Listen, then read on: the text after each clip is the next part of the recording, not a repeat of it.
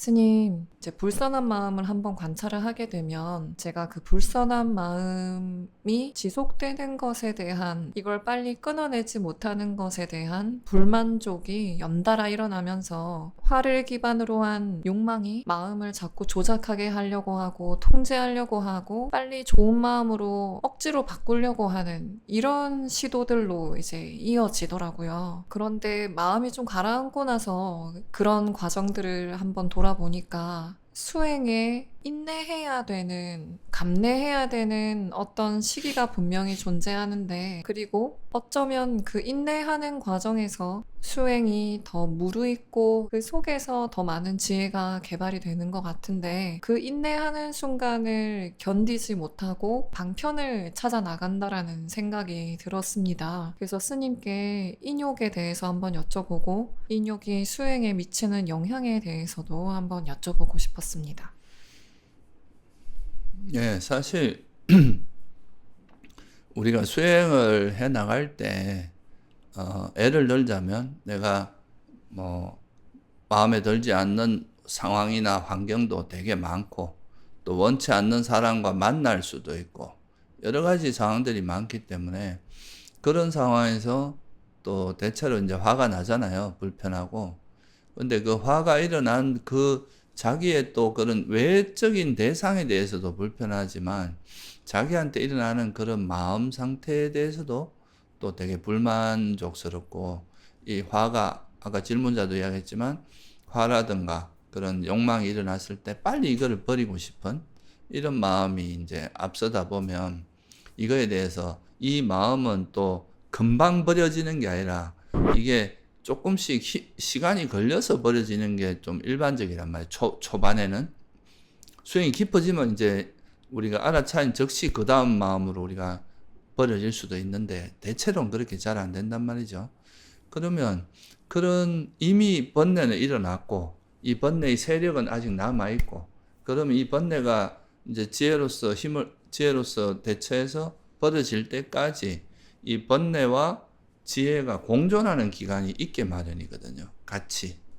그러니까 분명히 번뇌를 알아차렸다 해도 이게 벌어지는 데까지 알아차렸다 해도 또 일어나고 알아차렸다 또 일어나고 이런 이제 계속 이어지는 그런 기간이 있단 말이에요. 그런 기간에 내가 만약에 또 왜 안 없어지지 하고 화를 내고 한다면 이 번뇌가 더 커지고 향상되지 번뇌가 버려지지 않을 거잖아요.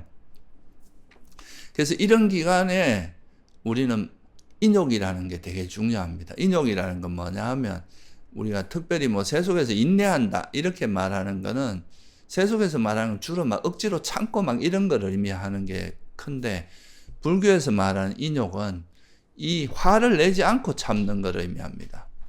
그러니까 이거는 그럴 수밖에 없다는 걸 이해함으로써 내가 여기에 대해서 화를 내지 않고 대처하는 그런 거를 우리가 인욕이라고 하는데 그러니까 쉽게 말하면 이런 거죠. 우리가 번뇌가 있는데 그 번뇌가 일어나더라도 그 번뇌의 세력만큼 이게 알아차린다 해도 이게 빛바랜 그러니까 이게 번뇌의 세력이 약화되면서 버려지는 그 시간이 필요한데 그 시간은 전적으로 우리가 견뎌야 될 시간이거든요. 그때 만약에 또 불만을 가지고 화를 내고 이렇게 하면은 이 시간이 더 길어질 뿐이지 이 버려지지 않거든요. 그러니까 이제 이런 기간에는 우리가 화를 내지 않으면서 지혜롭게 계속 일어나면 또 알아차리고 또 적절한 지혜를 써서 이걸 내려놓을 때까지 이게 노력하면 이것이 이제 버려지면서 그렇게 하다 보면 이제 서서히 이 빛발에서 나중에 이제 일시적으로라도 딱 버려지는 시기가 온단 말이죠. 그렇게 될 때, 그러고 나면 이제 그때 버려지면서 우리 마음도 좀 기뻐지고, 긴장도 풀어지면서 이제 희열과 행복이나 이런 행복이 일어나고 이렇게 되는 거거든요. 그래서 이건 마치 비유라면 뭐냐면 우리가 병이 걸렸을 때 그 병이 낫는 데까지 시간이 걸리잖아요. 그러면 그 시간 동안에 우리가 견디고 참아야 될 시간이 있단 말이에요. 근데 그런 시간을 참지 않고 못 견디겠다고 막 괴로워하고 이렇게 하면 그 어차피 그 병은 낫는데 필요한 시간이 있는데 그다가 내가 막 화를 내고 못 견디고 이렇게 하면 그 고통은 더 커지고 그런 마음으로 기다리다 보면 오히려 병도 더 늦게 낫게 되거든요. 근데 그냥 묵묵히 이거는 뭐 병이 났으면 그 당연히 낫는데 시간이 걸린다는 걸 받아들이고 수용하면서 그냥 그 시간을 그러니까 이건 뭐 시간만 지나면 다 이제 낫는데 시간이 필요한 거니까 그냥 이건 그냥 내가 받아들이고 그냥 인내하면서 참으면 된다고 이렇게 정말 그걸 수용하고 편안한 마음으로 이렇게 참아낼 수 있으면 이게 인욕이거든요. 그러면 진짜 시간만 지나면 자연스럽게 뭐 건강해지고 병이 낫는 것처럼 우리가 번뇌도 일어난 번뇌는 이제 내가 여기 힘을 여다가 에너지를 계속 넣어주지 않는 한은 사라지게 돼 있거든요.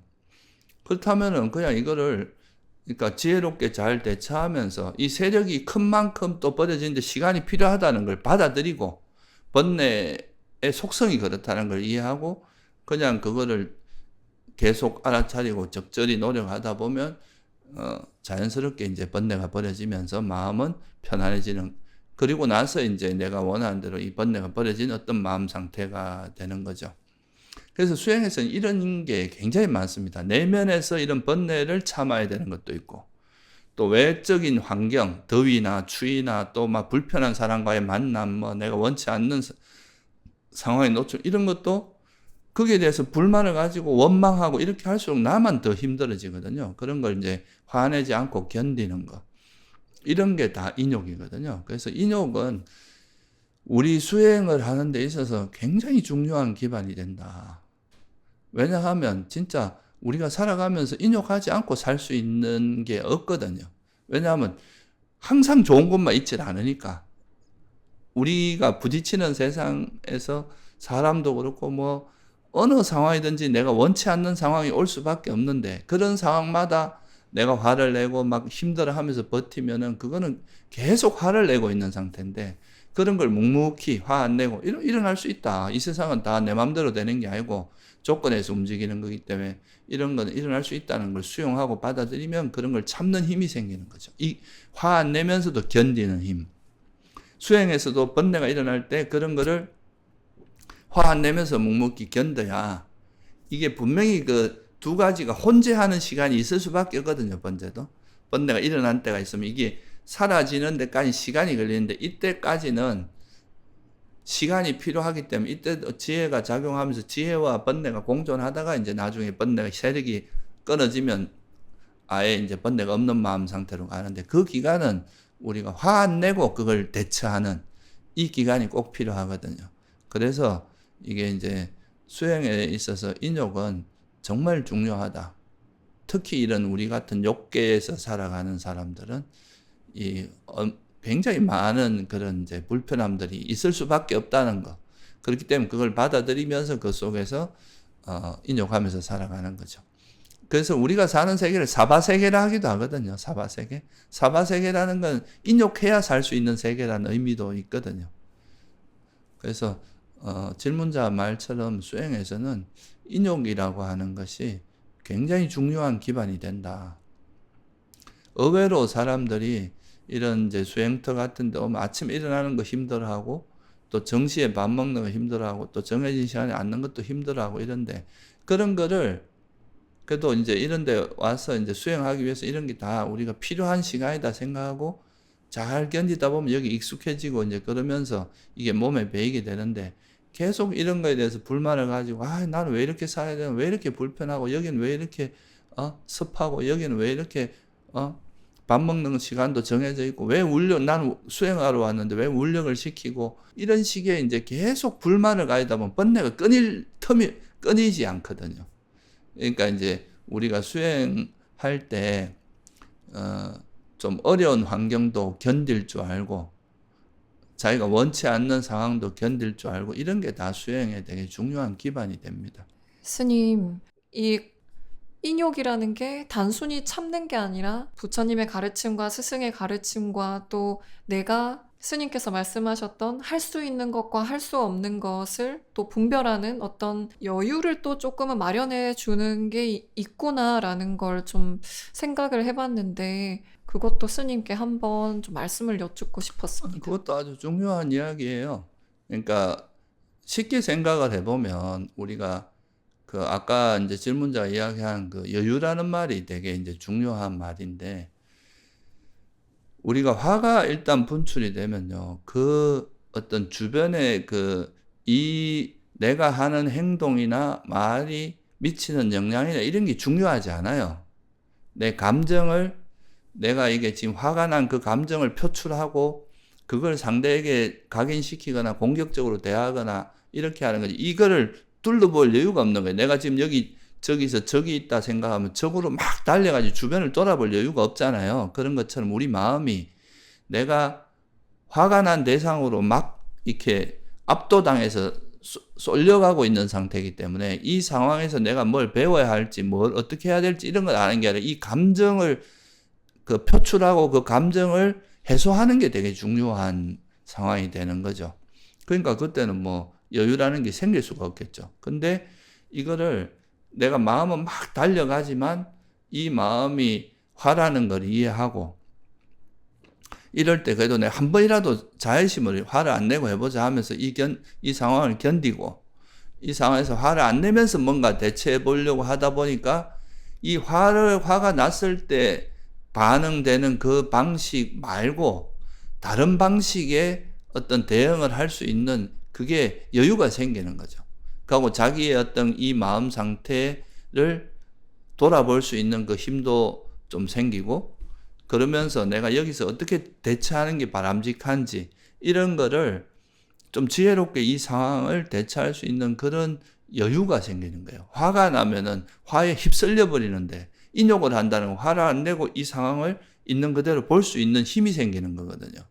그러니까 아까 질문자가 이야기했듯이 내 감정이 이게 이런 거라는 것도 알고, 여기서 그래도 내가 또 부처님의 가르침이나 또 배웠던 그런 가르침을 잘 기억해서 이거 어차피 우리 삶에서 이런 것들 불안전한 게 이런 게 일어날 수밖에 없다는 거, 그리고 내가 맨날 이런 상황 때마다 내가 계속 이렇게 대처하게 되면 똑같은 일이 계속 반복될 거라는 거, 그런 거에 대해서 이제 쭉 돌아보면서 반조를 하게 되고, 그러면서 이럴 때 그래도 내가 한 번이라도 자애심을 일으켜 보자.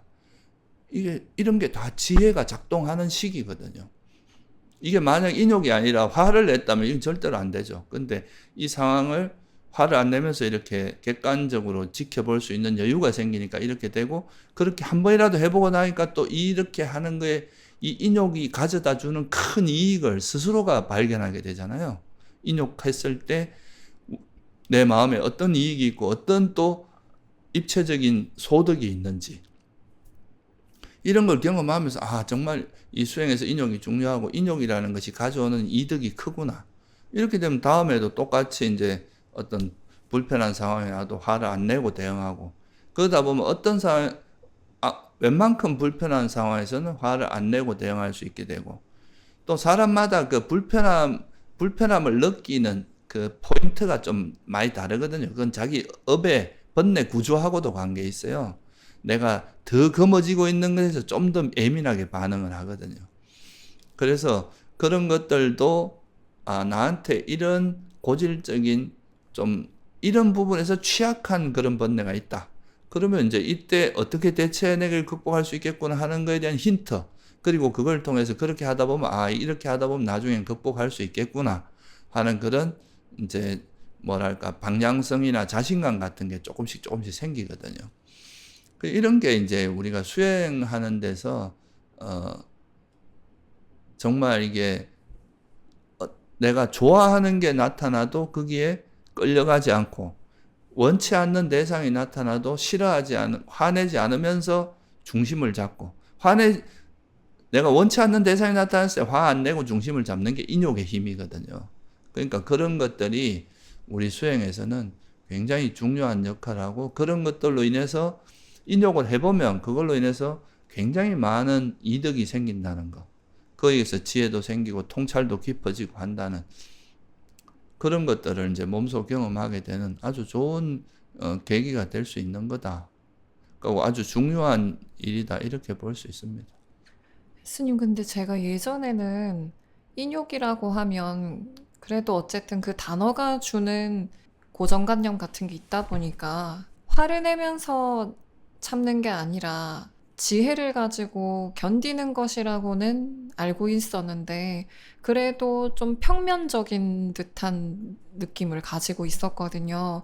그런데 저의 이런 업에서 좀 중요했던 부분들을 견디는 과정에서 굉장히 많은 지혜가 성장하고, 한편으로 표현해보면 막 파도에 휩쓸리면서 막 겨우겨우 그렇게 버텨나가는 듯이 수행을 했다면, 인욕을 통해서는 스스로 그런 파도를 타고 수영을 하면서 수행을 한 듯한 그런 여유를 좀 찾을 수 있었어서, 제가 기존에 알고 있던 인욕의 개념과 실제로 실천하게 되는 인욕이 좀 차이가 많이 나는구나라는 것도 좀 경험해보게 됐었습니다. 예, 그것도 어찌 보면 자연스러운 과정인데요. 우리가 보통은 사람들이 이제 그런 인욕이나 이런 거를 관념적으로 이해하고 있단 말이에요. 지식으로. 그러니까 이제 인욕 따로 있고, 보시, 지계, 인욕, 뭐, 정진, 선정, 지혜, 뭐, 이게 육바람이라고 하잖아요. 그런 것이 다 따로 논다고 생각할 수 있는데, 사실 이걸 실제로 수행을 해보면 안 그렇거든요.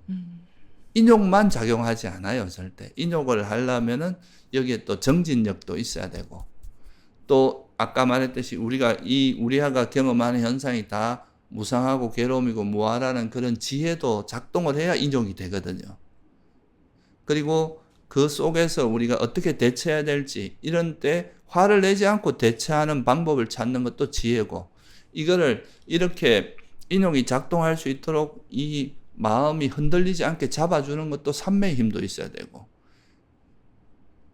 이게 다 같이 이래 작동을 하기 때문에 실제 수행을 해보면 내가 알고 있는 그 개념이 굉장히 입체적으로 움직인다는 거, 이게 단순한 하나의 평면적인 게 아니라 굉장히 유기적으로 움직인다는 걸 몸소 경험하게 되는 거죠. 그래서 그렇게 아마 질문자가 그렇게 생각을 했을 거예요. 옛날에는 그냥 관념적으로 알았던 것이 실제 수행에서 이제 확인이 되다 보면, 아, 이게 정말 굉장히 유기적이고 입체적으로 작용하는구나, 이렇게 이제 그걸 몸소 경험하게 되니까, 그러다 보면 이 수행이라는 것이 그냥 어떤 하나의 그게 아니라, 우리가 팔정도라고 해도 팔정도가 따로따로 노는 게 아니라 같이 움직이잖아요. 근데 단지 하나하나 설명을 하려고 하다 보니까 8가지 따로 구성을 해서 설명을 하는 거지. 그런 의미로 이해하시면 될 것 같습니다. 스님, 그럼 제가 인욕이 자연스럽게 안 될 때가 더 많고, 그런데 생각을 해서 어떤 방법으로 인욕을 해야 되지 이런 게 안 되는 순간들도 많더라고요. 지혜가 미치지 않아도 행으로라도 그냥 실천을 해보자 라고 생각을 하고 있는데, 그냥 이런 식으로 행으로라도 그냥 실천을 해보다 보면 조금씩 더 넓게 인욕을 할 수 있게 될지 여쭤보고 싶습니다. 네, 그거는 양면성이 있어가지고요. 인욕이 있음으로써 참는 것도 있지만, 또 어쨌든 이게 유익하고 이렇게 해야 된다는 그런 마음으로 그걸 화 안 내고 참아 보려고 노력하다 보면 또 인욕의 힘이 개발되는 측면도 있을 거 아니에요, 그죠? 실제로 인욕이 잘 된다는 거는 사실 수행이 향상되는 거하고 비례할 수밖에 없거든요. 인욕이 잘 된다는 거는 어떤 상황에서도 화를 안 내고 견딜 수 있는 힘이 생겼다는 거잖아요, 우리 마음에.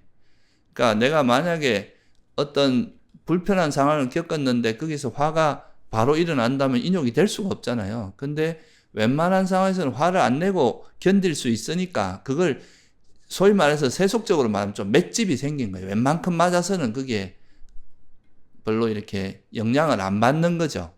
그런 상태가 돼야 그게 인욕의 힘으로 드러나는 거거든요. 그러니까 결국은 이제 인욕이 잘 된다는 거는 수행력이 향상되는 거고, 뜻대로 안 되더라도 그래도 좀 내가 지혜가 좀, 인욕의 힘이 좀 약하더라도 그런 어려운 상황에서 화를 안 내고 한번 견뎌내보자 하라고 하는 시도를 하는 것만으로도 또 인욕의 힘이 개발되는 측면도 있어요. 그래서 그렇게 이제 뭐 몸소 한번 실천해 보는 것도, 행으로 실천해 보는 것도 도움이 많이 됩니다. 예수님, 감사합니다.